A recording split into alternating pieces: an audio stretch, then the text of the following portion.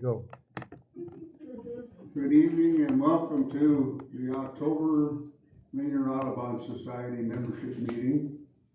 And I have a few announcements to make before we have our presentation for the night.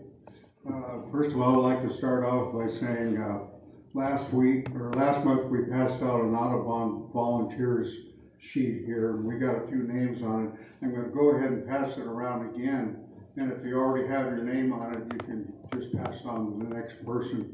We're looking for volunteers for just about anything that we do, from Christmas bird count to field trip people to help on field trips to people to help set up the meetings. So we have various things that we're trying to work everyone in on. As we go through the year, we're going more towards committees and a person chairing the committee that will answer to the president, and they will pretty much be autonomous in how they set up their committee, and we'll need volunteers for the committees as they come online.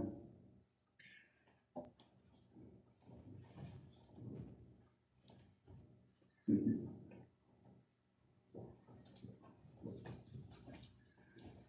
Before we start, does anyone have something they would like to say? I think Heather does about a field trip. Yeah. This is Heather Gibson. Hello. Why don't you- I gotta go there. Yes, so our next field trip, time in the spotlight. Our next field trip is gonna be November 12th, that's a Sunday. And it's gonna be with Barbara Peterson and myself. We'll go to the Clark Lake Park, that's over on East Hill, Kent. And it'll be starting from 9 to noon, so just like a half day of birding. And if you've never been there, it's a really nice park. About a 1 or 2 mile walk through some woods and lakes, and it's really pretty cool. What was the name of the area again? Clark Lake Park on the East Hill of Kent. Is that where you meet? Thank you, Yes, Heather. yes. It's a good this time of year because lots of waterfowl congregate in the fall. Lots of waterfowl congregate in the fall, and like all the other lakes around here, the same thing's going on. Starting to see flocks of geese flying overhead, squawking, and even the crows are getting in on doing some murmurations on occasion too. Let's see, if you want to check out and see any future field trips or anything else that's going on, just go on to our website, Rainier Audubon, and scroll down to the calendar, and you can scroll to different months to see what's going on. And we're constantly adding things to it too, so you may want to check it on a regular basis. Any other comments? Well, without further ado, I'd like to invite Dave Cowell to come up and talk about his birding experiences in South Korea. Thanks. How you doing, everybody? Good? Good. Who's been to South Korea? You have? Of course, well. Gee. Did you ever go birding in Korea? No. No? It's not a birdie country. It's not a country known for birding. Pretty country. Yeah, it can be. Yeah, outside the city is beautiful. All right, Dan, what's going on? The clicker. Here, I'll do it. Oh, there we go. Well, the cat's out of the bag in this one. Is everybody familiar with the great American philosopher Winnie the Pooh? I love Winnie. There's a lot of Winnie the Pooh quotes I thought about throwing in this, but something about putting on your high boots. When somebody puts on their high boots, that you know they're in for an adventure. Put on your high boots, folks. So, birding in South Korea. Not a popular pastime. Not a lot of people do this. It's just really kind of not in the Korean culture, but it seems to be changing. There's a couple of YouTube channels out there. Korean Birders, I think, is one of them. Jeannie Yee has some videos on YouTube. One of the challenges for me is researching productive places can be hard. Online resources is one of the reasons why.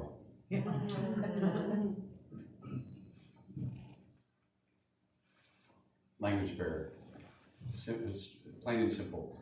My wife does a bird. I'm not gonna force her to try and bird. You guys know how it is.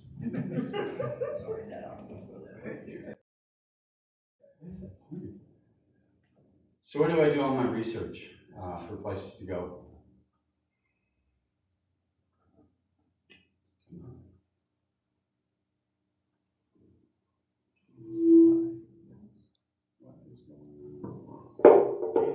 Sorry, man. Here, let me, I think our battery might be dead. Oh, there we go. I have a field guide right up there. I'll do it. What's that? I'll do it from here. Birds of South Korea, or Birds of Korea. It's nothing but birds on the peninsula. I've got a copy of it here if anybody wants to look at it afterwards. You can pass it around if you want to look at it now. That's fine with me.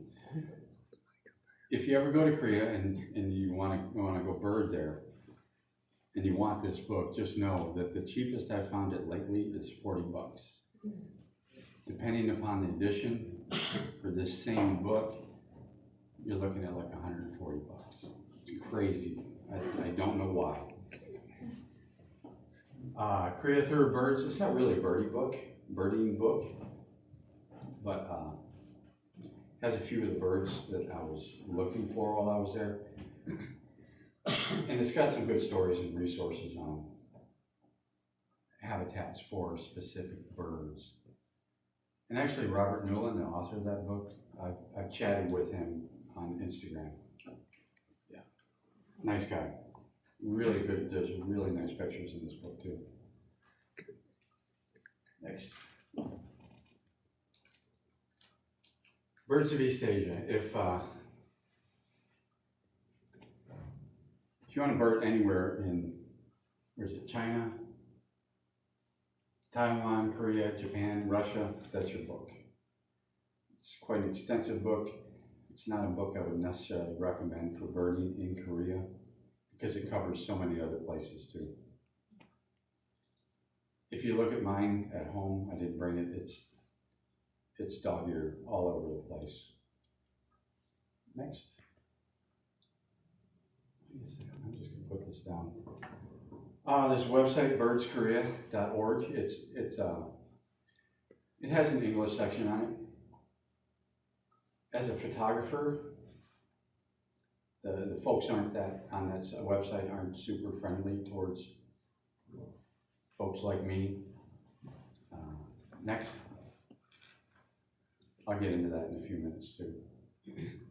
Fatburger, anybody ever go to fatburger.com? There's a lot of different places on there. If you're looking for a place to go, it's a good resource for me when I go to bird in Korea.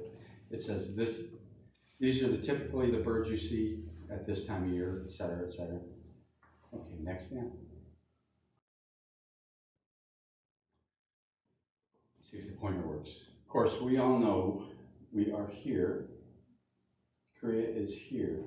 If you go to South Korea to bird, I would recommend get there a day or two before you first want to go birding because jet lag is horrendous. This last time we were there for 2 weeks, by the time I was getting ready to come back, I had just gotten over my jet lag. I slept horribly over there. But jet lag, anywhere in Asia really, you essentially lose a day and a half going over there. Coming back, you get back about 6 to 8 hours before you left on the same day. So next Dan. And next. Korea is not a big country. We're about 99 times bigger than Korea. gives you a little perspective on the state of Washington, basically Western Washington. That's how big South Korea is, essentially. Next. We are, this is kind of funny too. We're in the Pacific Americas flyway. Korea is in the East Asian, Australasian flyway. We're basically right in the middle. It's funny because when you're in Korea and you see an American widgeon over there, people kind of take notice. When you're over here and you see a Eurasian widgeon here, people kind of take notice. It's funny how they get all mixed up like that. But South Korea is basically right smack in the middle of the flyway. I was doing a little reading before this, and I think the total number of birds that you can see throughout the year in Korea is around 400. But there's only 40 to 60 year-round residents. Big time migratory birding area. Shorebirds is a big issue there. They're developing a lot of wetlands.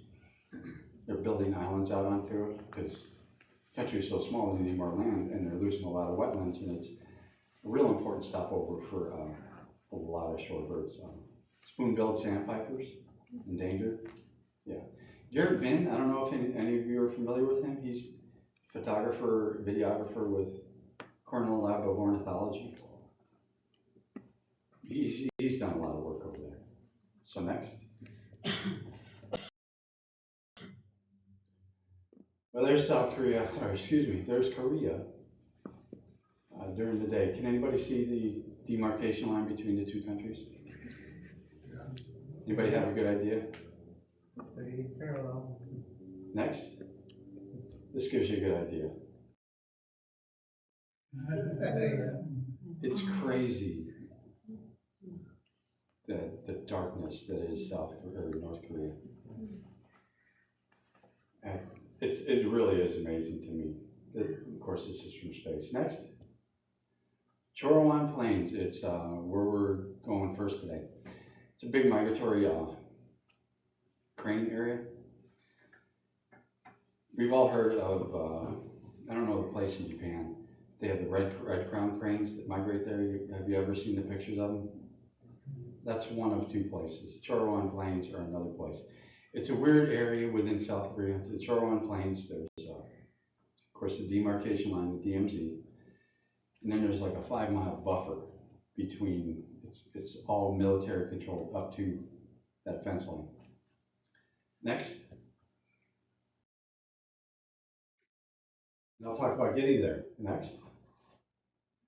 Military controlled sector, and you have to be invited by somebody that lives there, essentially. You have to have reservations with somebody who lives or works in that military controlled sector. Next.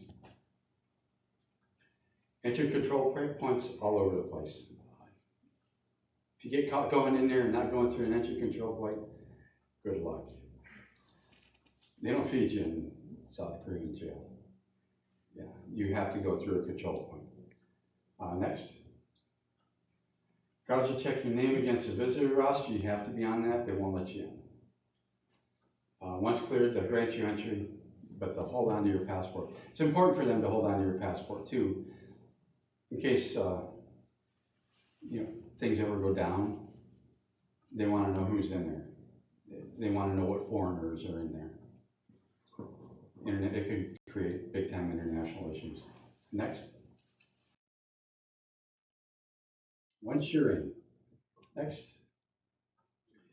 For the most part, you can move around freely. Can't run up to the fence, yell to your best buddy in North Korea. Don't mess with the military. Yeah, that's one of the hazards to look out for. We actually passed 7 or 8 of those between the control point and the essentially an Airbnb that we stayed in. Yeah, we had to pass them on the street. Yeah, these are I think they're called Black Panther tanks. They're main battle tanks. If you see anything coming out that end of it, go the other way. Yeah. So next. These are not people you want to see there. You see those guys coming? Get the heck away from them. So next. So essentially, Chorowangun, the city of Chorowan's right here. Seoul is right here. It's what, I don't know, 2 or 3 hour drive? 2 hour drive? Yeah. Next. The city of Chorowan's underneath me over here. That's the demarcation line. Next. That's where we're going. There you go. So it's a tale of 2 trips. I've been there twice. Next. That's where we stayed the first time. And that's where we stayed the second time. And the next place, I'll get to later. So next.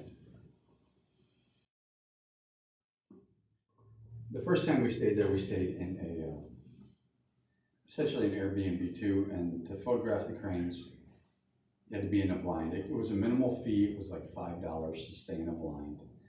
We had a guide, and we actually had a crane researcher slash photographer with us, which is really interesting. There's a picture of him here in a few. Next. That's the blind. Of course, that's me. That's my niece. And that's a guy with a machine gun. And those are other photographers. You have to have an armed guard with you when you're sitting in one of those blinds. Next. That's basically the view out of the blind. We all know cranes. Do we all know cranes? Where do cranes roost at night? In the water. So there's a river running right through there, real shallow river. Next.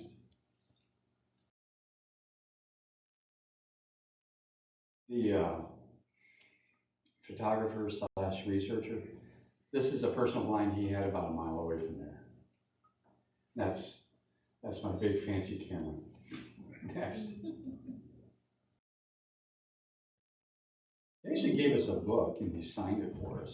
I don't know what it says. It's all written in Korean, and he writes like a doctor in Korean, so I don't know what the heck. She can't read it. I can't read it. But this is basically the view we got out of there. These are white nape cranes, and the red crown cranes are down here. So next. It was really, really interesting. We got to see a lot of interaction between the 2 species. These are the white naped and red crowned, and that is a kid throwing a stick. So next. That's a red crown crane kid doing what kids do. Next. It's always really nice for me to see these juveniles because red crown cranes are listed as threatened. There's only about 1,000 of them left in the world. The white nape cranes are considered vulnerable. I think there's between 2,500 and 4,000. It's hard to get a good count on them. This crazy little animal. Can anybody guess about how tall that thing is? 2 feet. Yeah. It's a water deer. Oh, wow. What's different about that than a regular deer? Our face. What about her face? Right. Yeah. They have tusks. Oh, wow. It's crazy as I was reading about this. Wow. Apparently back during the Pleistocene, most deer had tusks, but for some reason they evolved antlers instead. And this is kind of a leftover. Yeah, they're only about that big. Oh, wow. They're only about that big. They probably weigh 25 or 30 pounds. Are they in the deer family? They are. Yep. Tusks. Crazy. It's one of the few. There were some nicknames for it. I can't remember off the top of my head. Next. Of course, there's myself, the photographer next to us, my wife, and our 2 guides. I was shocked when we got done staying at their Airbnb. We stayed there 2 nights, and I think it cost us $100, and they gave us for the first time we got there, they fed us dinner. We got breakfast, lunch, and dinner the next day, and we got breakfast the next day. $100. Wow. It's crazy. Little tiny town. I think there was probably maybe 100 people that lived there. Everybody up there was super, super nice too. Next. That's where we went the following, this past year, as a matter of fact. Right underneath that marker is basically where we stayed. A little Airbnb type thing. This was a little more expensive, it was also a little nicer. Next. The evening that we got there, the person running the place essentially led us around. These are all rice paddies. And these are little roads, farmers' roads leading through the rice paddies. I'll say when we were driving up there, the first time we went, the first trip, we didn't see cranes until the morning that we went into the blind. And we were driving up there, well, there's a little road that runs kind of down here. I get goosebumps thinking about it. They were right next to the road, white-named cranes. Red-crowned cranes are much more shy, but they're white-necked cranes right next to the road. So I was like, oh, she said, we're not going to a blind. I was like, well, that kind of sucks. And then we drove in there, I was like, oh, look at that. They're right there. So that was pretty cool. But the guy running the place, these heavy white lines right here, those are roads. He basically took us on a tour through those roads. And a lot of the cranes that are back in there, they're back there for a reason. They don't want to be around people. They don't want to be around the roads. So when you're cruising through the roads and you got a big lens and you want to take pictures of them, you have to do it from your car. Unless you want to take pictures of the backside. I mean, that's exactly what I don't want to do. So next.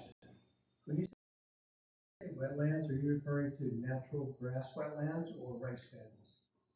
Rice paddies. Did I say wetlands? Yeah, rice paddies, yeah. Okay, and the cranes are cool, living and feeding within the cultivated rice paddy? Yeah, they're all fallow during the winter and they migrate down from Siberia and Mongolia during the winter. Yeah. And they'll pick on, it's a good point, good question, good point.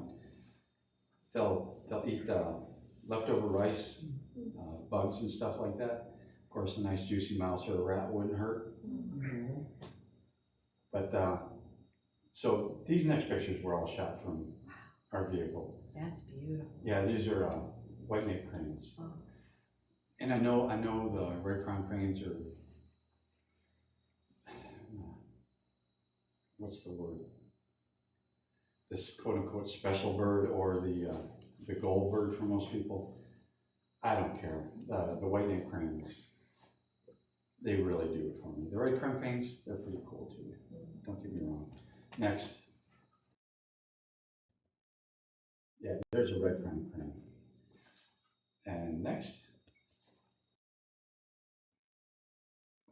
Pay attention to this bird and the next bird. I alluded to it already, so next. What's the difference you see between that bird and this bird? The first one and the next one? The coloring in the face. Yeah. His head, Next. head in the mud. What's that? He had his head in the mud. Next. No. Same thing with this one. It's the same bird, 2 seconds later. And next. The top bird is a mature bird. The bottom bird is a juvenile.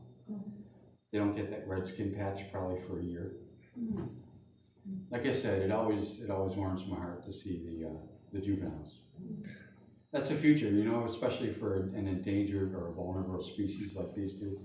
Yeah, it's always real nice to see. Next. Same here.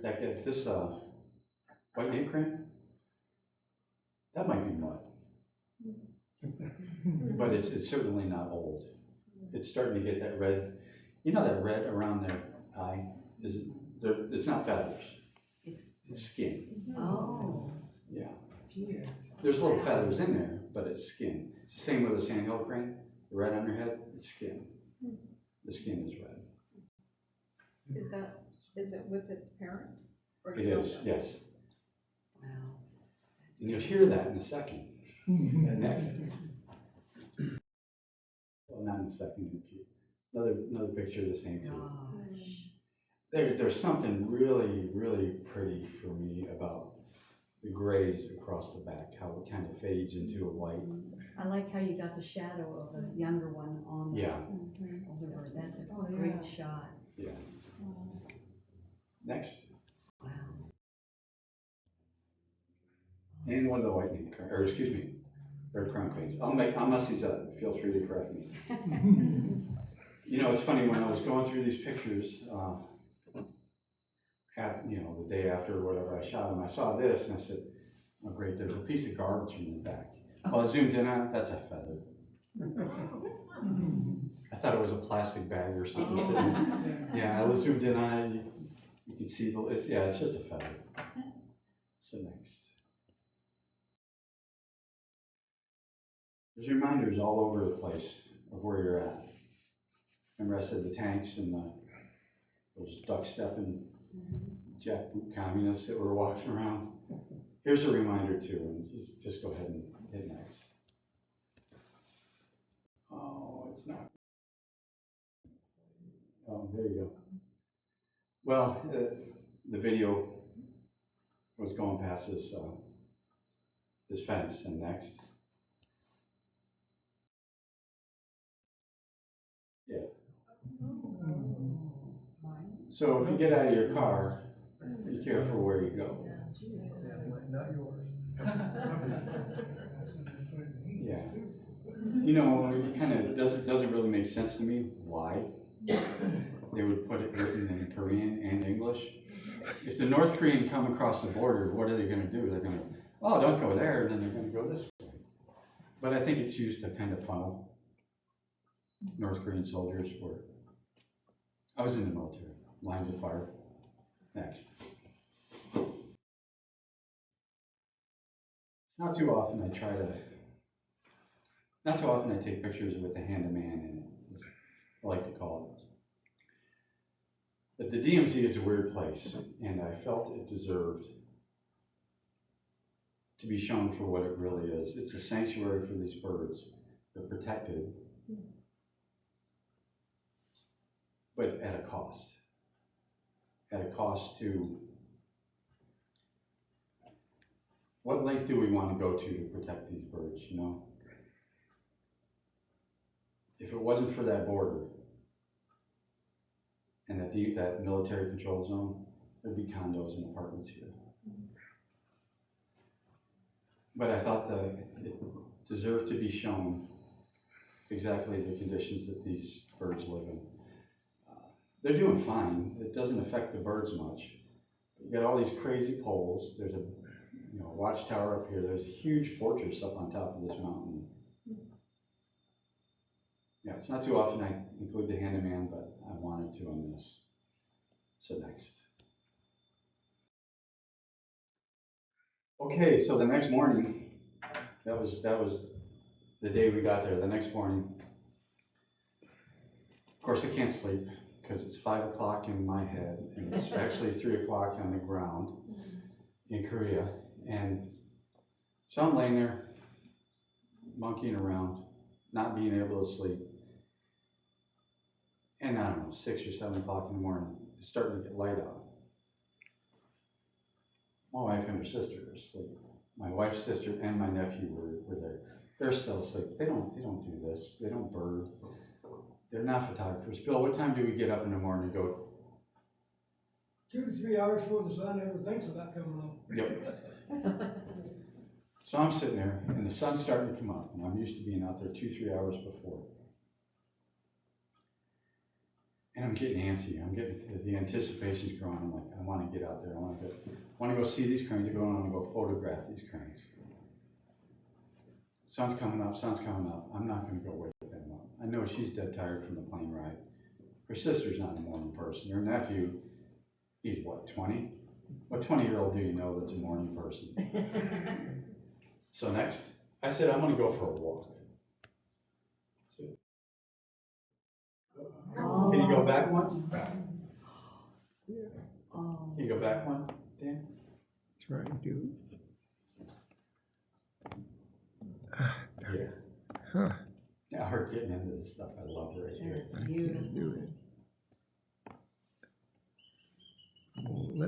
back up. Uh-oh. No, I can't go back, and not with the recording. Okay, well, I walked down to that bridge that was circled in the green.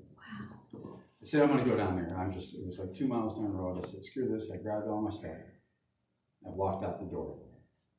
Mind you, it's the middle of February and it's probably 6 degrees outside and the wind is howling. And I'm like, I don't care. I'm gonna go. So I walked out and I got down to that bridge, and at the foot of the bridge, there's a little bush and those tree sparrows went in. Can you hit next?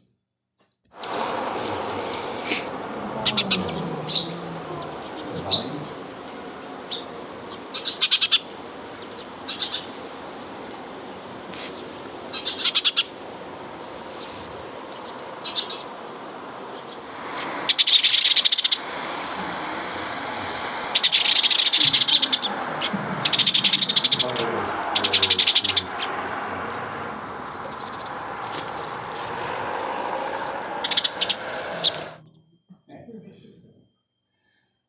So I'm standing there.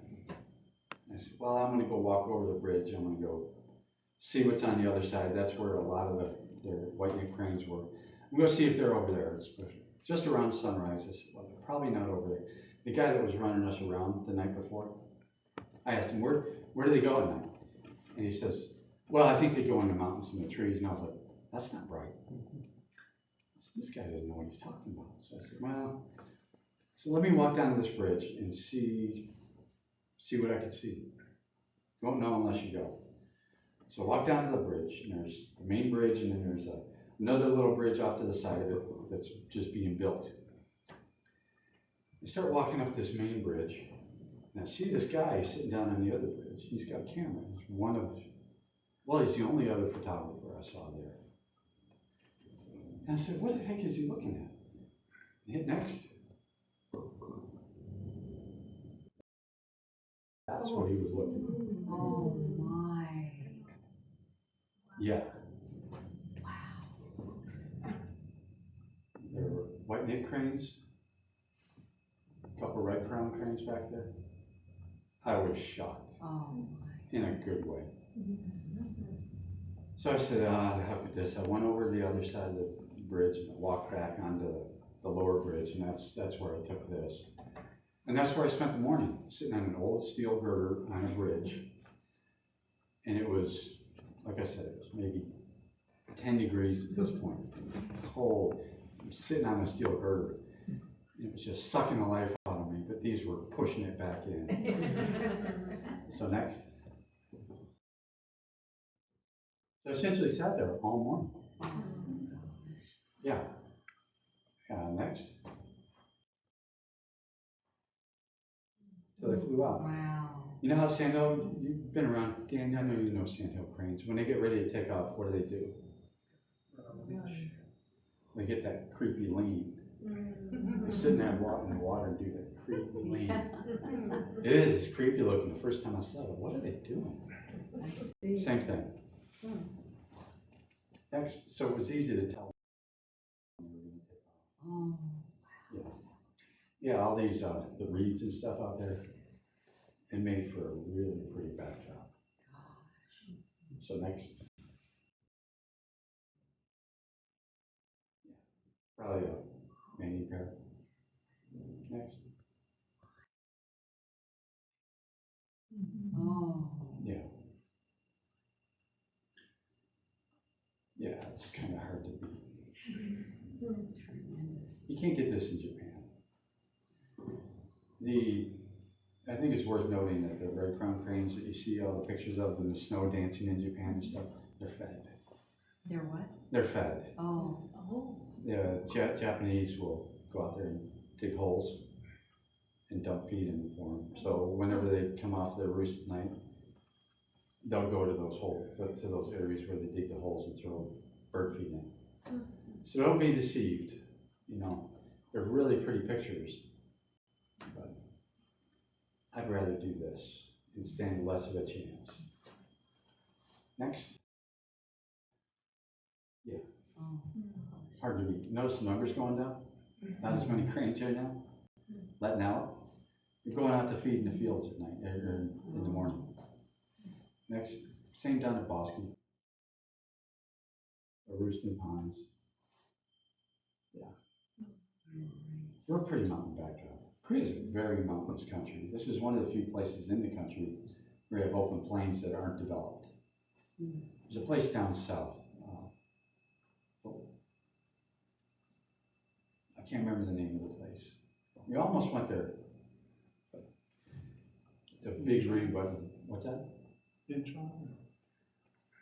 No, Incheon's up north. Okay. It's up by, it's down by Busan. In between Busan and the west coast. The name escapes me right now. Next. Yeah. Skip one. What's that? Did I skip one? Yeah. Kinda hard to beat. This might have been the next morning because it's lower. Next.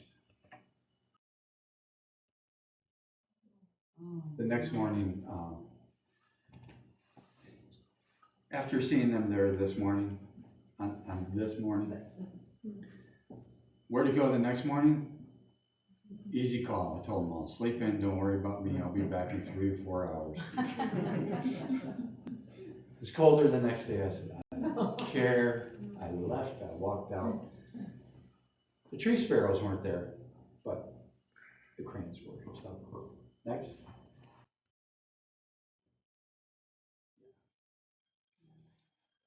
Who's a photographer in here other than Bill? Dan. Jay. Hmm? Jay. Funny little fact. Odd numbers, threes, 3, 5, 7. It makes for a more pleasing composition. I don't know why. That's why I chose this picture, because there were 3 in the air. And they're all in a different position. Yeah. That's awesome. Next. And the last of the bunch. Oh. That's a young one. That's a young one. Arrow loves me. Next.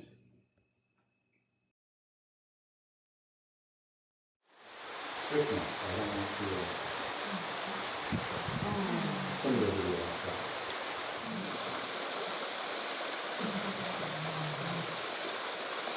Are there certain reasons? Not so much in the morning. Throughout the day, they'll call to each other. Male and female will call to each other. But no, in the mornings, I guess if you get a teenager, it comes in and stirs things up. But there's some audio in the voice. You have to volume up a bit. So when you were there, were these birds overwintering or were they? Overwintering. They stayed there and then headed back north Right. in a couple more months. Yeah. Well, yeah. This was in February. And I think they moved out of there.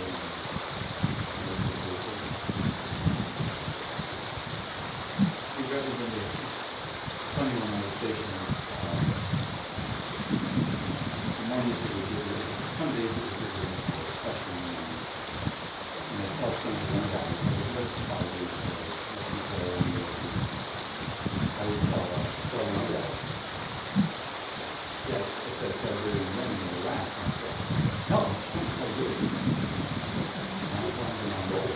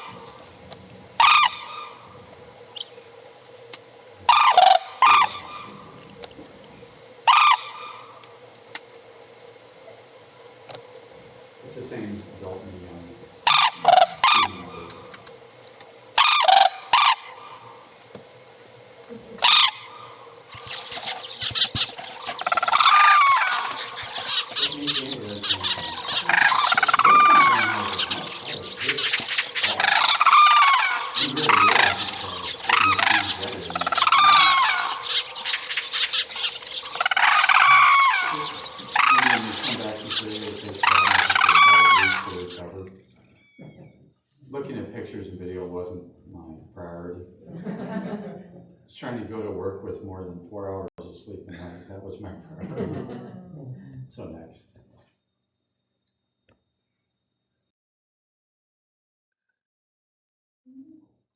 I don't even know how to pronounce that bird.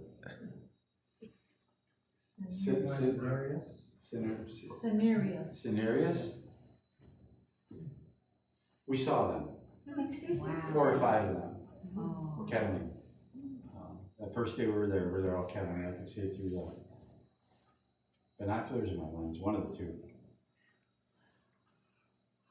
I checked the bird off the list, and it's a long shot to get a picture of one of those, but I'm not going to give up. You basically have to have something dead for them to come in. And a lot of butchers and stuff, they'll throw their bones out there. And they kind of do the same thing up north around East and West 90. There's a pig farmer up there. In the winter, he'll throw pig guts out there. If you're ever up there and there's 50, 100 eagles out in the field mowing down on something, it's probably pig guts. Yeah, whatever it is, it's not my image, but I saw it. So I could check it off the list. Not the prettiest of birds. Who thinks, let me ask you this, who out here thinks there's an ugly bird? Okay, good. I'm in the right crowd. Next, there's no such thing. Young. You know, to be honest, I'm not sure. Crows in the morning. Could be. Depends what time of day they're waking me up. When I saw them, they were 500 yards up. Little specks going further up. Yeah, like I said, they were kettling songbirds.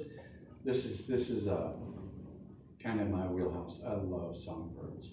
I love cranes too, but the songbirds in Korea, I know for Koreans, it's just something you see. You don't really pay much attention to. You'll see what I'm talking about next. Where do I look for songbirds? They have hiking trails all over the country. I don't know if you remember from that picture where it was circled in green. It might be the next slide too. There's the bridge, and then there was kind of a dike that circled the rice paddy. On top of that, there was a trail. Both mornings I spent walking down that trail. And I had just as much fun there as I did shooting the cranes. Next. Brown-eared bulbuls. Who names a bird a bulbul? It's a very, very common bird over there.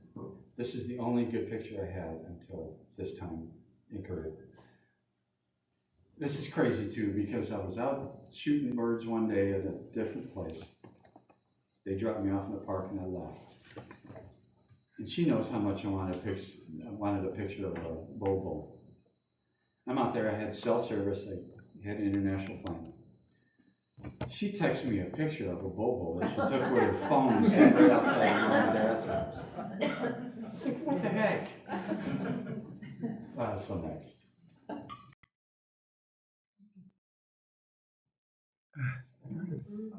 Let me see if I can go back. I think the recording's keeping it from going back. Yeah, that's right. Well, this is in the DMZ.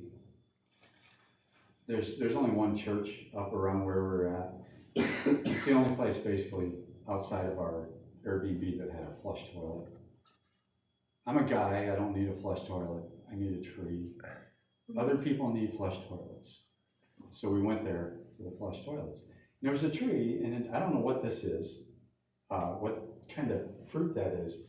Choke cherries, apples, I don't know. But bulbuls were all over that tree. They were all over it. There had to have been 20 or 30 of them coming in and out. And if you ask my wife how long I spent there, she will say 3 words: far too long. I spent more time there photographing these bulbuls. The first day, we went back. So next. Isn't it a cool looking bird? It's like the Billy Idol of birds with gray hair instead of blonde hair. Yeah, it's such a cool bird. Next.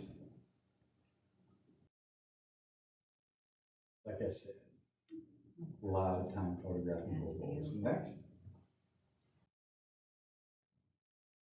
This little guy was cool. He just kind of sat there and sat there and sat there. And next. He was getting too much attention, so this guy flew in and landed right in front of him. He's giving me the stink eye, isn't he? They didn't care that I was there. And I gotta say, up front, all these were shot with a long lens, 500 millimeter, sometimes with a teleconverter, so 700 millimeters. 500 comes to 10 times, 700 comes to whatever 1.5, 1.4 times 10 is 14 times, whatever. I don't know. But it was all shot with a long lens. I didn't get close to any of these birds. That's not how I work. Next. These two bulls were in a park on our very last day there. Her sister wanted to go to some park that was some battle that happened in the 1400s, King Sejong or something like that. I don't know. I said, are there birds there? And he said, yes. So I said, okay. I grabbed my camera. Save the history for another day. But the bulls were there. I got some beautiful pictures of bull. The one thing that was ruined them all is it had an orange peel in its mouth. So yeah, so that sucked. Next. Anybody see the bird in this? I think so. Yeah. Oh, yes. Oh, yeah, Sort of on the left. yeah, yeah. Wow, that was very cool. Yeah. It's a thrush. Next. A dusky thrush. We got a lot of robins over here. They're everywhere. They're everywhere over there, but they're just really hard to see. I got lucky later in this same day. Funny side note, I was in Yellowstone 10 years ago. I met this real sweet couple from Texas. I was driving through Hayden Valley one day and they were off the side of the road. They had their big lenses out and they were shooting down towards the river, shooting pictures of something. They were the only ones there. I was like, what are they shooting? Super nice couple, so I stopped, got out, walked up to them and said, what are you guys shooting? I said, there's birds down by the river. I looked through the binoculars and said, where? It's right there by the river. The ones with the orange chest. And I was like, the robins? They don't have robins in Texas. It was so cool. They were so thrilled to see a robin. Yeah. So next. I got lucky later. That's the dusky thrush. That's the one that was in the newsletter. That is beautiful. Yeah. It's really good. When you get a good look at it, it's a really pretty bird. Next.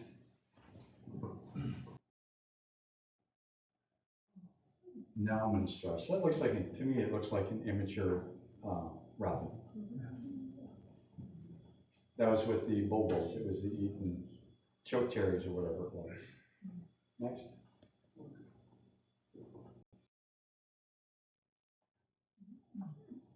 Chickadees. Do they have chickadees in Europe and Asia? They have big tits. Next. They're not chickadees. They're what's referred to as tits. We have a few here, bush tits and titmice. I don't know if titmouse is actually in the same genus or same family. So next. Tit the bird, first saw print in 1706. It wasn't. I always feel weird bringing this up in the mixed crowd because, you know what I mean. Throw. Is that me? Yeah, I guess it is. Slang didn't refer to anatomy until 1928. So. So when you come back inside and somebody says, what did you see? As I was walking around, there were tits all over the place. It's like, just know that I'm talking about the bird, please. Next. These are marsh tits. Oh, that's a pretty Sound shot. very, very similar to a chickadee. Is he and- eating the bud? He's Biting? eating, yeah, the bud. There must be some sugar or something in there. Wow, Next. that's beautiful. Yeah, Oh my God. typical bird on a stick. Next. None of these birds are fed or baited or anything too. That was at the Korean National Arboretum. That's probably my favorite picture of a marsh tit. Gosh. Just the colors and the lines and stuff. And it kind of shows off their character, you know, looking. And the What are you detail. doing? Could you tell, were they a little bit larger than our black-capped chickadee? About the same size. Okay. I think these guys might look a little chubbier because it was cold. Yeah. Puff that fluff out. Okay. Next. Oh, These goodness. are the same species of bird. Yeah, head next, Dan. Wow. So when you come inside and somebody says, what'd you see? You say, oh, this is some great tits. I can't necessarily say that in just a crowd of people who don't bird here. Yeah, those are great tits with the yellow on the back, and if the sun hits it right, you get a little bit of blue on the chest. Yes. This is a bird I had never seen until February this year. This one is a little, probably shorter, chunkier than a regular chickadee. This is a coal tit.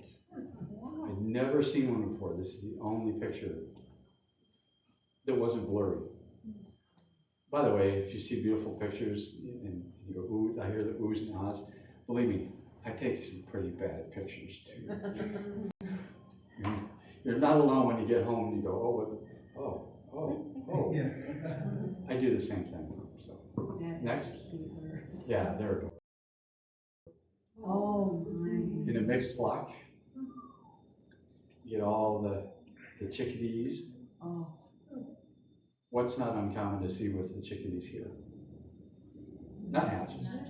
It's a Eurasian nuthatch. There were two of them. This one was different than any other nuthatch I'd seen before.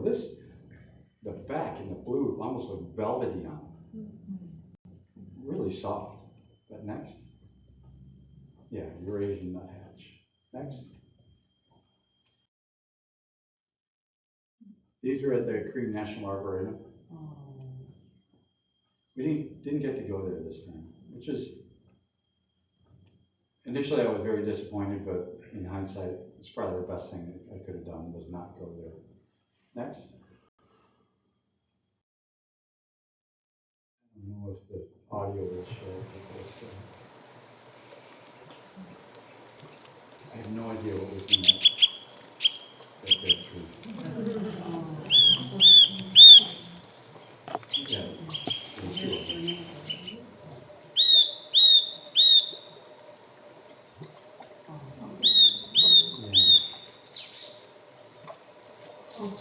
Barely.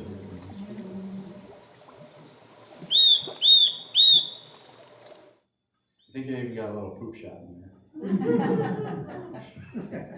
Next. Okay, adorable and alert. If you got those birds were cute, wait. Next. These are probably my favorite songbirds in Korea. Oh my. Does that not look like something out of a cartoon? Yes. And they're everywhere. It's hard not to see them. Next. So colorful. Yeah, next. It looks almost like a cartoon. These are next, very tits. Wow. And the next, I think it's the next picture, probably my favorite one. Nope, not that one. Oh. But still, it's hard not to like it. Beautiful. Yeah. And this is the next one.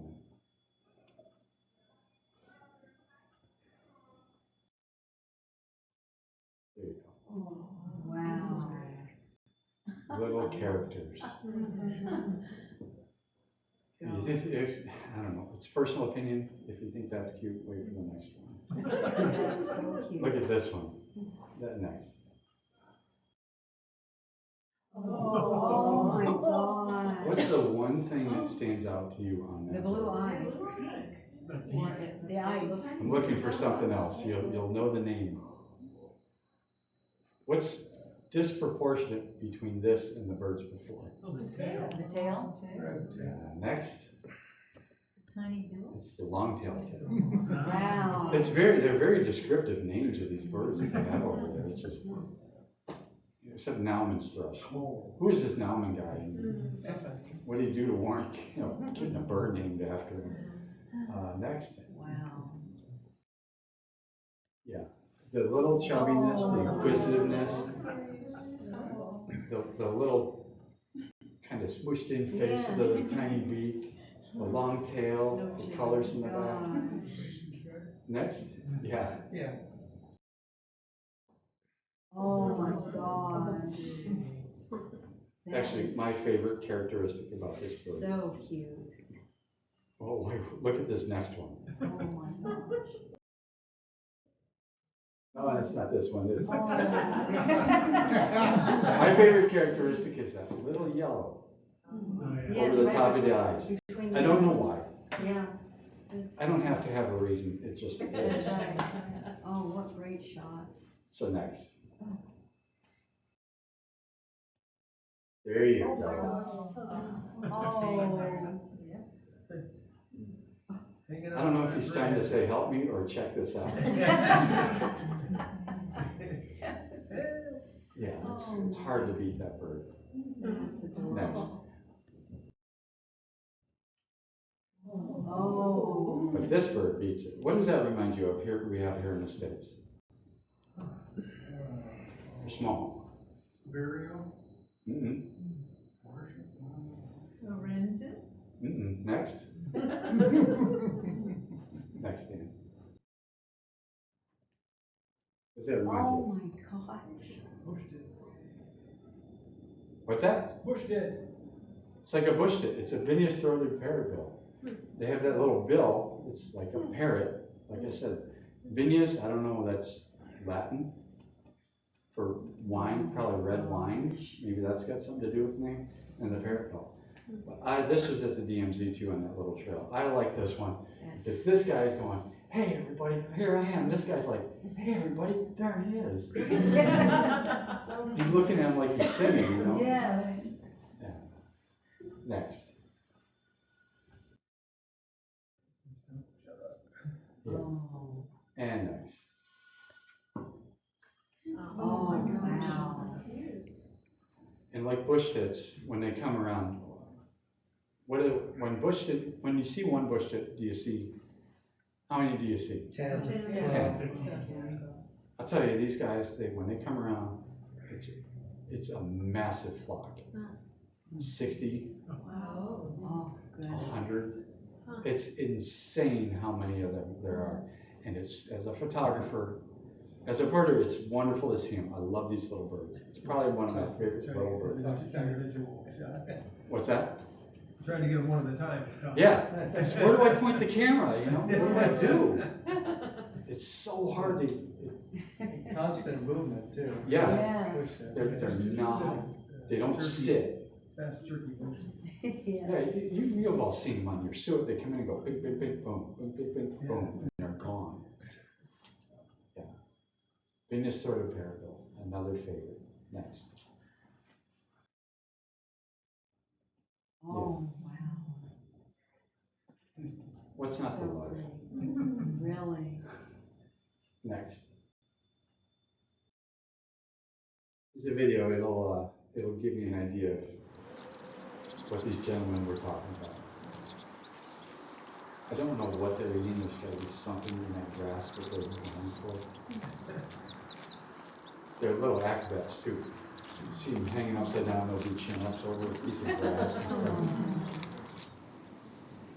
Yeah, here we go. Oh, goodness. This is just part of them too. Not much into posing. Anybody who says they've got nice pictures of parrotbill and they didn't get lucky, it was skill, they're full of it. Same thing with bush tits. Bush tits can be tough too. Oh, this is on the DMZ too. I'd love to see this bird in summer or spring plumage. It's a brambling next. That's beautiful. Yeah, there you go. In the summer, their head turns black. Or I'd like to see it when their plumage is changing. I only saw one of these. No, like I said, that was on the DMZ. It's got to be some kind of a maple tree, right? Yeah. It's crazy. There was. What's that?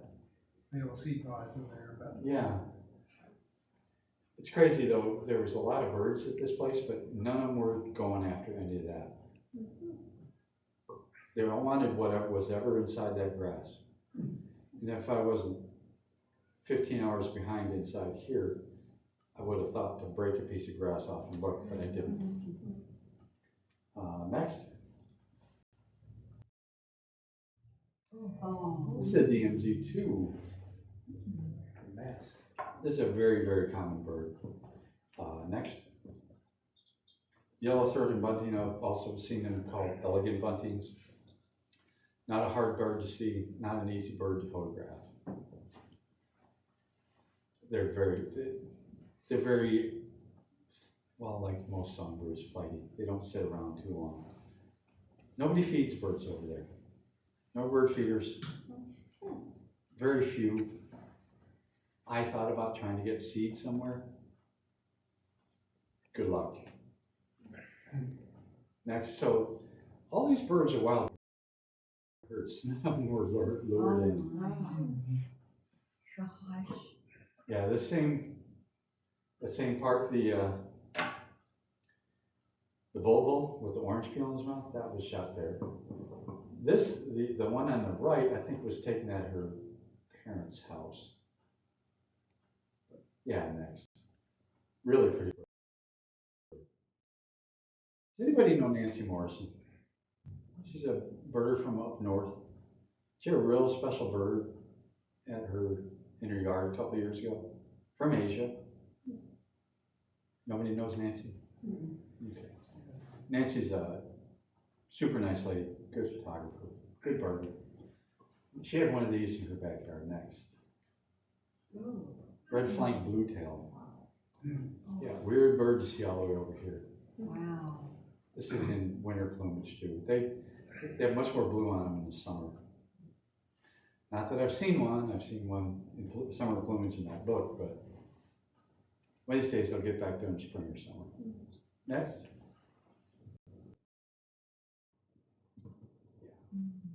This is the same bird on a different perch. That was photographed at the Arboretum. This is one. I got one picture of a bluetail in February, and you're looking at it. I was out photographing another bird. I was walking down this trail, and I said, "Oh, what's that?" And I said, "Oh." Click, boom, gone. Next. Oh, wow. Yeah, this is a pretty common bird in Asia and Europe. Next. See, Eurasian jay, really pretty bird. Very pretty. Yeah, you know how you throw peanuts to the stellar jays here? And they're boom. We have them landing on the silver window and tapping on it when we don't throw them peanuts fast enough. The stellar jays. Good luck with that. I got one good picture of them. The Eurasian jay, and you're looking at it. Wow. Tough bird to photograph. Next. That's a hard bird to see. Oh. This is a bull-headed shrike. Next. That's a male on the left and a female on the right. Interesting note, that female was calling, chittering. I was shooting at 20 frames per second on my camera. That bird chitters at 20 frames per second, so I have like 3 seconds of the beak in that exact same position. So I have like 60 pictures. They're all the same. Because he chitters at the same rate that my camera was shooting. Wow. I was a little disappointed to see the birds. Yeah, the female on the right and the male on the left. How large, is that like a 6-inch bird, is that? Yeah, yeah. I think they're chunkier than like our shrikes over here. More of a gut. Yeah, maybe they eat better over there. Yeah, it's about the same size of about that big. Real noisy birds. You can more often hear them than you see them. When you see them, they're there. They'll let you know, I'm here. Listen to me. Chitter, chitter, chitter. Click, click, click. All the clicks the same picture. Every one of them. The bottom jaw might have moved a little bit, but next.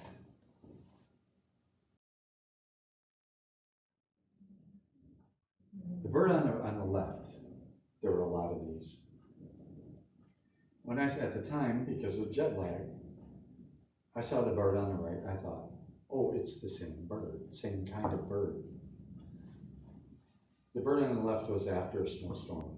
The bird on the right was during a snowstorm. So next, that is a rustic bunting. You couldn't swing a dead cat in Korea and not see a rustic bunting. They were everywhere when we were there. And next, when I got back, I discovered in my book that is a Paulus Reed bunting. Much different bird, but same size, but yeah, I put so much time and effort studying and trying to learn about these things before I go. I joke that before I go to Korea or a new place like this, for every hour I'm out in the field, I probably put 5 hours, 4 hours studying, researching something on the internet. And I still get things wrong all the time. That's what I love about this. I'm always learning something new. Next. That's probably my favorite picture of the Paulus Reed bunting. I had a picture that I was going to include in here. It was footprints on ice in the pond that this trail was going around. But I didn't want to show you otter footprints because I didn't have my camera when the otter was on the ice. I ran back to the car to get the camera, and all I got was footprints. I'm 55 years old. I've been doing this for 20 some years, and I still walk out of the car and leave my camera in the car. I said, I'm just going to go check it out. There's an otter. 100 yards that way is my camera. Good job, Dave. Next. Oh. It's another favorite. The first good pictures I got of this bird, it's a Dorian redstart. Next. It was feeding on maggots and stuff in a compost pile. Not the prettiest pictures, but it's a pretty bird. They're like a flycatcher. You ever notice the flycatchers when they're sitting on a branch, the tail? Same thing. Next.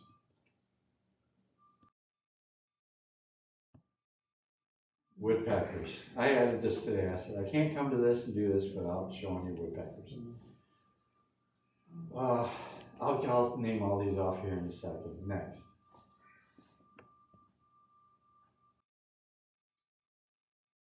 Okay, this is a next Japanese pygmy woodpecker.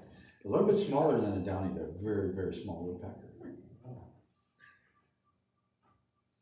I was disappointed because we couldn't go to the arboretum like I wanted to, but like I said earlier, it's one of the best things that could ever happen to me. I was disappointed because I wanted to photograph Japanese pygmy woodpeckers.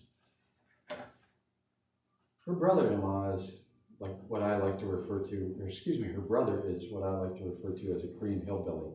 He lives out in the sticks. That was about 50 yards from his house. That was on the DMZ. I could not go anywhere and not see a Japanese pygmy woodpecker. Oh, so cute. I wish I had audio of one of them calling. It's just like, it's like a puppy when it growls. It's kind of like that, but it's real faint. It's really, really cute. Next. Okay, and next. You know the Japanese pygmy woodpecker? I gave a talk on birds of Korea a couple of years ago. Here. Went to the Korean National Arboretum. I was walking up and I said, I looked at this bird and I said, I've seen the Japanese pygmy woodpecker. I took a couple pictures and I left. Well, 3 days later, I look at my computer and I go, that's not a Japanese pygmy woodpecker. It's a great cat pygmy woodpecker. You don't know how hard, if my knee bent the other way, I would have been kicking myself. Like you wouldn't believe. Next. Oh, wow. Yeah. Next. Gray-headed woodpecker. What's that bird remind you of that we have here? Black trees? Yeah, me too. This is a male. The red on the head denotes the female. This is at the Korean National Arboretum. It was the only one I've ever seen. And trust me, I look for them all the time when we're there. But it's really a stunning woodpecker. It's one of the nicest looking woodpeckers I've ever seen. Yeah, the greens, can you imagine them in breeding plumage with that green and the red? Yeah, beautiful bird. Next. Oh, Yeah. my. This is the same bird in different trees along the river. All right, Dan's going to click next. I'm not going to look. This is a great spotted woodpecker. Next. Yeah. It's the only one I've ever. No, actually, it's funny. We went to stay at the Korean Hillbilly's house, and they said, "There's no birds here." I was like, "Oh, okay, we'll see about that." The second day we were there, I grabbed my camera and I walk outside, and there's one sitting in the tree, 50, a great spotted woodpecker sitting in the tree. Oh. No birds, huh? Okay. It's funny, you know, as birders, we look for it. Whether we know it or not, we're always driving around, walking around, looking for birds. I am. How many times have you been going down the road and you went, oh, it's a red tail. Yes. If people aren't looking for them, they're not going to see them. You have to look for them to see them. And I think if people in Korea look for them more, they would appreciate them more. Next.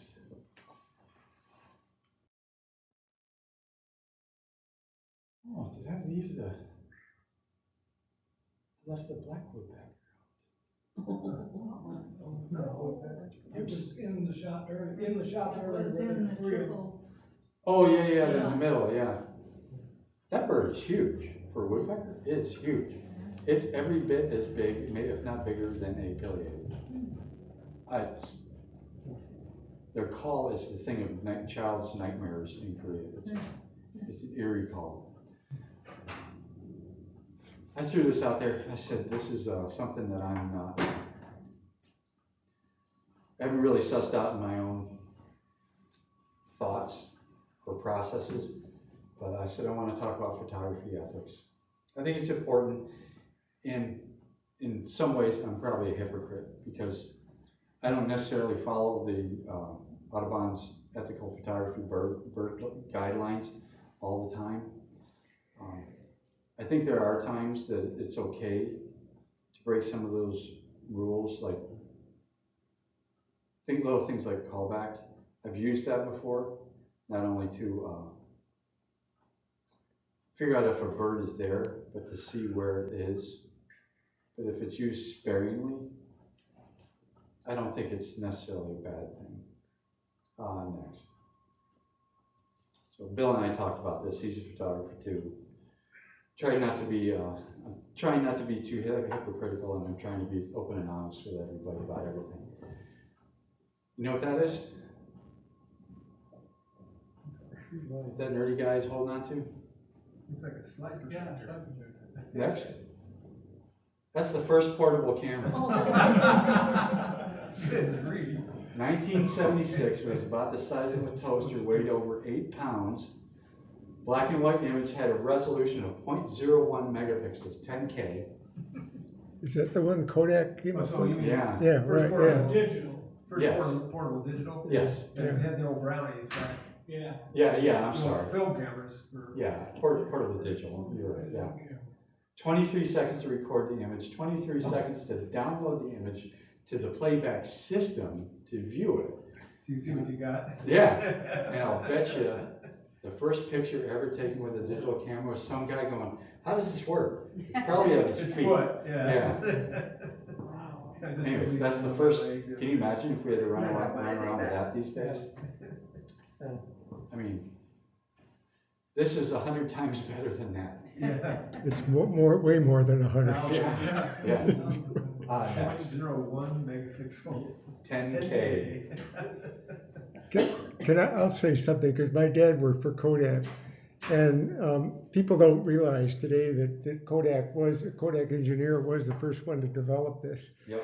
The problem that they had was at that time the film was getting better every day. You know, I mean the Fujifilm was coming out and stuff like that. The film was getting better, and this thing couldn't take a picture that was any. I mean, it was digital, but it was not a good picture. Yeah. It was literally, you know, and Polaroid was coming out at that time too. You know, and Polaroid had some nice stuff. You know, so everybody wonders what happened to Kodak. Well, they disappeared because they were a chemical company, and if you're the head of Kodak and you're making 30% profit on film, okay, are you going to kill that business, you know, and go digital? It's just not going to happen, you know. So Film and developing and everything's yeah, related, yeah. So that's the first portable digital camera. Next. Modern photography and apps have changed everything. Just look at how far the cameras have come. You can walk outside, you can hit an app on here and go like this, and it will tell you what bird is in the area. It's crazy. Next. It lowered the bar for entry. Who wanted to spend, it kind of flipped the switch on film and digital. You could get a film camera relatively cheap back in the day. You paid and paid and paid and paid for the film. With digital, you essentially pay for the film up front. So you pay more for the camera. And it kind of lowered the bar. If you had 36 exposures, does anybody know why rolls of film came in 36 and 24 exposures? No. Because one wouldn't do it. You had to have a couple. And if you wanted to take pictures of that bullheaded shrike at 20 frames a second, I mean, I probably took 4 seconds of pictures at 20 frames a second. Do the math. You couldn't do that with film. So it's easier to appear good. It's easier to get rid of all the junk that you don't like. Kind of lowered the bar. I want to say everybody looks like a pro, but if you get 1 in a million shots that are really good, and that's all you ever show people. Honestly, that's what I do. I'm not going to show you my garbage up here. I'll show you some of my better stuff. But it kind of lowered the bar for entry into photography. Next. Apps make finding and sharing where birds are easier. It's a double-edged sword. And I'll kind of talk about that in a minute. Next. Social media. Social media.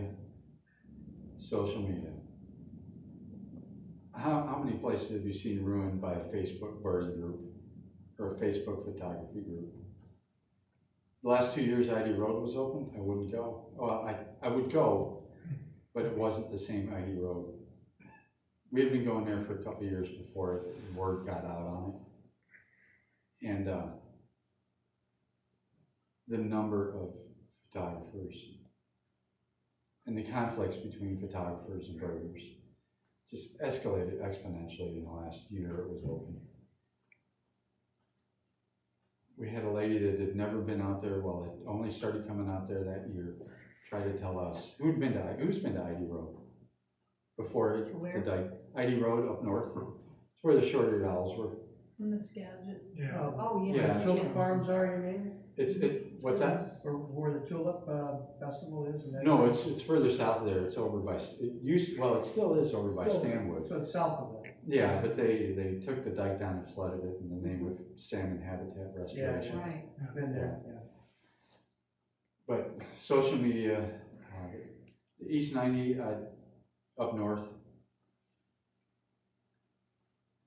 To me, it's combat photography. It's like combat salmon fishing. It's just, I'll do it sometimes, but it just, what I loved about Korea is nobody else was there. Yes. It was me. You're in the DMZ. Oh, yeah, well, not just in DMZ, but you know, wherever, walking along trails and stuff. It was just me. You got more cameras watching you than. Well, yeah, I'm sure. sure. But I mean, it was just me out there looking for birds. Right. It's one set of eyes. It was incumbent upon me to find what I found. Right. And I like that challenge. Social media makes it easy for people to find birds. Anybody know about the long-eared owl that was down by Olympia this winter? Word got out on that and there was flooding. There was three actually. Yeah. So where does this word get out on? I mean, there's so many platforms. eBird's one of them. Yeah, eBird's one. eBird's one of them. Facebook, we're birding Posts groups. like a Facebook post, Mhm. that'll show up, says, hey, look, there's what I saw today, whatever. There's groups, right? Really? Bird groups. Yes. Birding groups, yeah. Once you get on it, Northwest Birders. you'll see all It says that. Northwest Birders, Western Washington Yeah. Birders. Washington Birders. Yeah. Yeah. Well, last year I quit all of those. Yeah. I don't want the influence, I don't want to deal with it. Yeah, I wanna be surprised out there. Yeah, exactly. Likewise. You're the only one. Next. No apps teach people how to behave in the field. Right. And next. Social pressure drives people to seek out specific birds, cool birds. Next.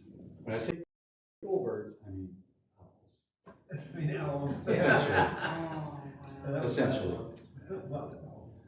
That's beautiful. That was at ID Road. That was at Damon Point. That was an undisclosed location over by my house. Oh. Why won't I tell you where it's at? Social media, social media, Yeah. social media. I've told Bill, I've told several other photographers I trust. Right. It's incumbent upon us as birders and photographers, if we find something like this. I brought a picture to, when we were live, yeah, a little baby down there. That's so beautiful.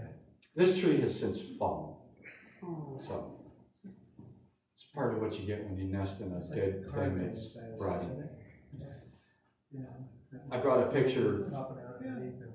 and it had 3 owls lining this, 3 chicks lining this, and somebody asked me, where? Oh. And I said, it's nothing personal, but I can't say. People saw pictures of this owl and this nest, and they asked me, where? Mhm. And I said, no. All of us in here might be fine knowing where this is. All it takes is one person. So I hold things like this close to my chest, very close to my chest. Next. Birders versus bird photographers. Next. I think this is wrong. It's the wrong attitude. Next. I think it should be birders and bird photographers. Next. We both enjoy birds, common ground. Next. Both activities have very different ethical implications. As a birder, you can sit 50 yards off with a scope and look and see and go check. As a photographer, if you want to make compelling images, you put yourself at much more risk of being unethical around a bird. Because even by design, a big 500, 600 millimeters, you only have 10 to 15 times magnification. With a scope, you can sit 100 yards back and get the same view I do from 30 yards. So most of the good photographers I know, and I try to be one of these good photographers, learn everything they can about bird behavior. Learn when a bird is stressed, learn when a bird is essentially stressed. So they're paying too much attention to you. I could tell you a story about, we're going kind of long, aren't we? I could tell you stories about links we've done. The snowy owls at Damon Point, some of those birds we didn't need to get close, we wanted to get close. And we worked out a system where we were not crawling on the ground, but on our hands and knees. And we'd get close, and as soon as the bird paid attention to us, we'd sat still. We stayed in place. We sat there until it relaxed.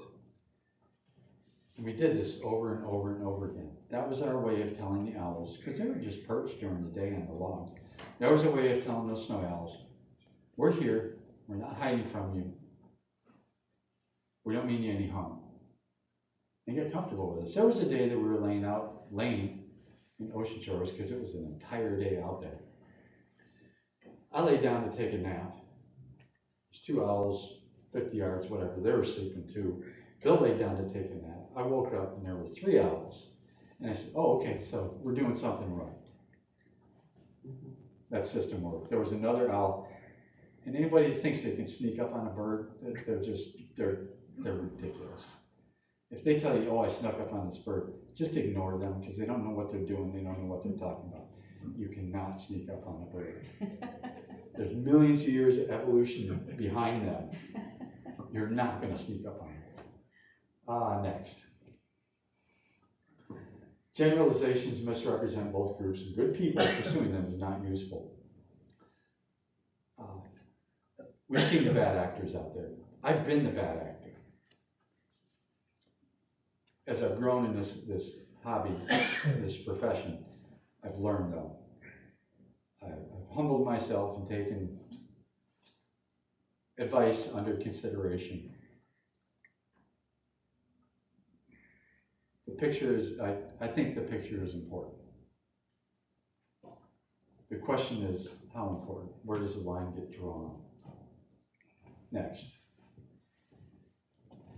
And calling somebody just a greedy Facebook photographer, a bird, oh, they just want to do this. It's not productive to the thing we both love, and that's enjoying birds. Birding and bird photography round each other out. Together we have the ability to create a powerful citizen science group.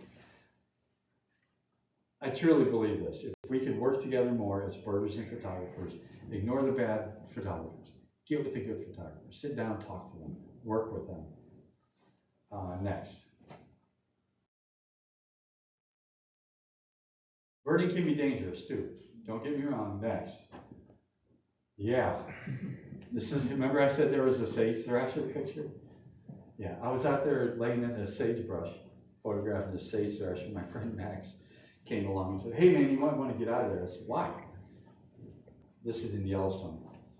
3 hours before this, there was a grizzly on the other side of the valley. He says, is that grizzly? I said, yeah. He says, coming straight for you. I said, what? He said, get out of there. It's okay, but it was funny. I backed off and I saw the grizzly come over, and the bird is singing, and then next. Wow. And the grizzly looked at the bird. So I consider that bear a bird.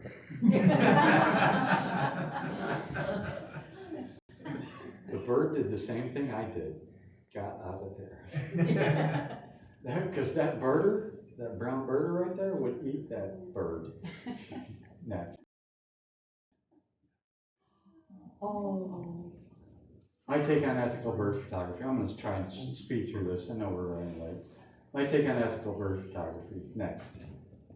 It's kind of an acronym, and I stole this from somebody else. Badgers. Next. Baiting. Next.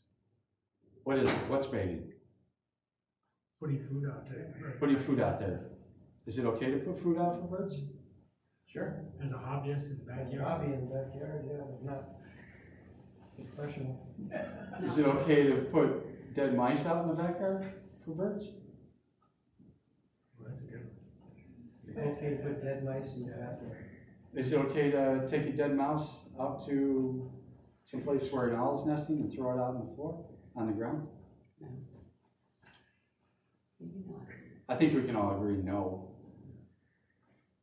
I think there's degrees, honestly, of that. Yeah, I'm not gonna, throwing mice out, it's like baiting deer too. yeah, Come on, eat my corn, I'll shoot you, right? But we're not harming the birds that come and visit your backyard, okay? You're allowing greater enjoyment, some degree of support. how did avian flu Greater spread? enjoyment. Huh? I really don't wanna have this conversation. I know where you're going, right? I just happen to I mean, disagree, it's, and we can disagree. no, it's about doing things responsible. This is why I had some trepidation bringing this up. It's about being responsible. Is it okay to take a lag mouse out, throw it to a bird? No. That's my line. I won't do it. If I kill a rat in my backyard and I put it on the fence and the bird comes and gets it, more power to the bird. More power to the possum, whatever eats it. But baiting, the line for me is drawn. I don't see anything wrong with backyard, feeding birds in the backyard. I don't see anything wrong with taking a dead rat or something that you find. I don't see anything wrong with taking a piece of roadkill, dragging it off into a field. Something's gonna come over and eat it anyways. Might as well do it off the road, away from cars. So, it depends on your definition of baiting. Next. When is it acceptable? We just talked about that. You have to draw your own line in the sand. I recommend doing that. Thinking about this before. Thinking about it when you see it in the field, how it makes you feel. If somebody's throwing a live mouse up to an owl. To me, that's ridiculous. That's just for the picture. It doesn't benefit. It benefits the owl, but indirectly. A white lab mouse is not a natural food source for an owl. Next. Next. Assistance, next. Books. Everybody needs help. Read your books. Next. Photographers can get with birders. Next. Photographers can get with other photographers. Network. Have your trusted resources. Trusted friends. Next. Twice. Apps was one. Megapixels don't matter. Modern cameras, megapixels don't matter. If you're going to buy a camera, don't worry about the megapixels. If you buy a camera today, just buy it. If it's 10 megapixels or better, it's probably fine. A lot of those pictures you saw out there were 6 megapixels. I have a picture that I shot. It's hanging on my wall. It's printed 20 by 30. It was printed from a file that was 3 megapixels. Don't worry about megapixels. Know what you have and know how to use it. You don't want to be sitting there making a bunch of noise, fiddling around with your camera when something's happening in front of you. Know how to use your gear. It's including a scope. If you don't know how to set up a scope or focus it, get to know it before you go. Next. Good field craft can outshine gear shortcomings. Know your stuff. Field craft, same thing. Know how to approach a bird. Know the signs of stress. You're going after something specific. You can nail down what you're looking for. Next.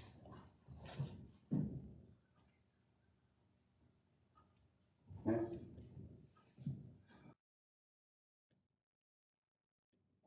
Editing. Next. Editing locations. I talked about that. Edit yourself. If you see something cool, you know a lot of people want to see it. You don't want it to get overrun. Just shut up about it. Or tell trusted friends. Next. Post-processing in art, subjective. You've all seen those pictures of a bird flying against the spectacular sunset and stuff, where people replace the sky. If you do that in your post-processing, ethically, to me, it's disingenuous. It sets up people who don't know how to get an image like that. Well, it gives people a false impression of what a good image is. To me, they're cartoonish and ridiculous. If you put a beautiful sunset and against a bird and the lighting's all, it just looks wonky and stupid. Next. Sky replacement, object removal. I don't see any problem with object removal. Some of those pictures had something pulled out of the frame, I cloned out. As long as I keep it true to what I was, true to the spirit of what was in front of me. If there's a little stick sticking in front of a bird's face or something, I don't have a problem with taking it out. But if somebody asks, I'll tell them without reservation. Next. Yeah, be truthful. Next. Respect. Next.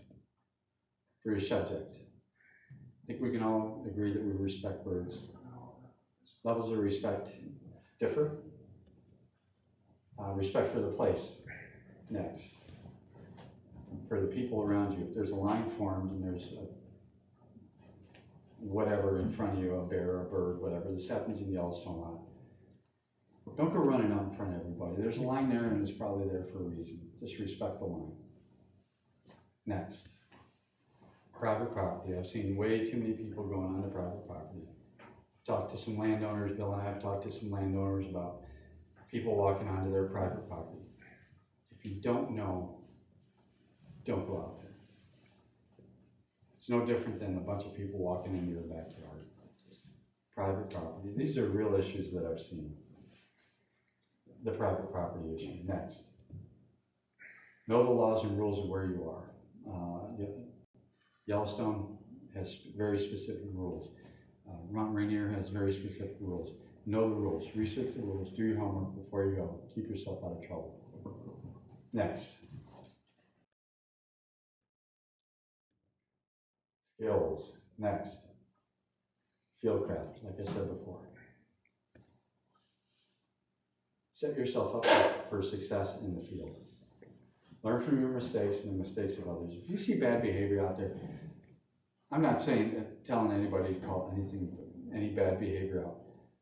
But when you see something that makes you feel uncomfortable, log that away. Remember it. And act accordingly when you get put in that position in the future. And if you can do so with respect and education mindset, at the time when you see it, mention it to the person who's doing this behavior and how it might be bad. Next. Anybody know who that guy is? Oh, Who is it? Mark Twain. Mark Twain. Colonel Sam. Next. Colonel Sam. Hindsight. Next. They were the same person. Mark Twain said comparison's the death of joy. If you take a picture and you like it, enjoy it. If you're comparing yourself to somebody else, forget about it. Yeah, it's the death of joy. If you're saying, I got this, but that one's a little nicer, I want this. Who cares? If you like it, that's all that matters. That's photography. Next. Parting images. These are two of my favorite images. Two moments that brought me joy. Next. I love this picture. Oh my. People were driving past this left and right. This is in Yellowstone. They were just sitting on the side of the road in the morning sun, backlit.